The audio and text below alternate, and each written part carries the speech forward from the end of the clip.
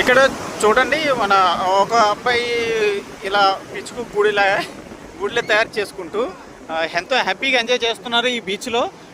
చూడండి అబ్బాయి చూడండి ఎంతో బాగా తీస్తున్నారు. చూడండి ఎంత బాగా ఎంజాయ్ చేస్తున్నారంటే బీచ్లో.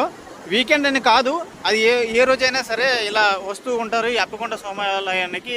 అలాగే వచ్చి ఎంజాయ్ చేస్తారండి చిన్నలు పెద్దలు అందరూ కూడా.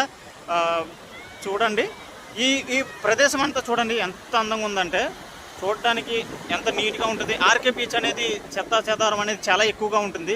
కానీ ఇటువంటి ఈ అప్పకొండ బీచ్ అనేది దీన్నే సోమేశ్వర ఆలయ బీచ్ అని అంటారు, అప్పకొండ బీచ్ అని అంటారు, అలాగే స్టీల్ ప్లాంట్ బీచ్ అనేసి అంటారు. ఇది డెవలప్మెంట్కి అనేది నోచుకోలేదండి. ఈ డెవలప్మెంట్కి అనేది అంటే ఈ చుట్టుపక్కల ఉన్నటువంటి ఏరియాలో అంటే కురవనపాలెం, అనకాపల్లి ఈ ఏరియా నుంచి ఇలా వస్తూ ఉంటారు. చాలా అందరూ బాగా ఎంజాయ్ చేస్తారండి. చాలా బాగుంటుంది, చాలా చాలా నీట్గా ఉంటుంది.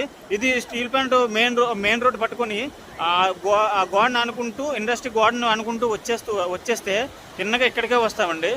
చాలా చాలా అందంగా ఉంటుంది. అలాగే ఇక్కడ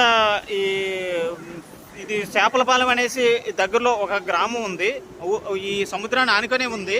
అక్కడే యొక్క ప్రజలు వేట ఆడడానికి, చేపల వేట వెళ్ళడానికి ఈ కొండని చిహ్నంగా పెట్టుకుంటారండి.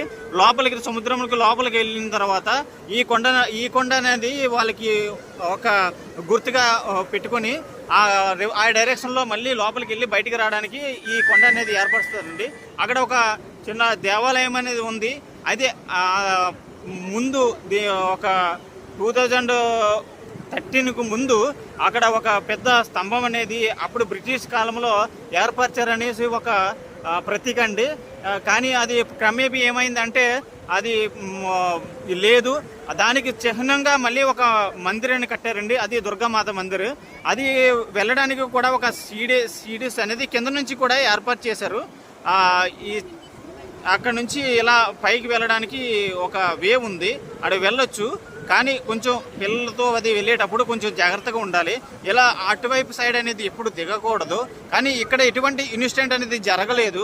చాలా చాలా హ్యాపీగా ఎంజాయ్ చేస్తూ ఉంటారు పిల్లలు ఎప్పుడూ కూడా. థ్యాంక్ యూ సో మచ్ అండి.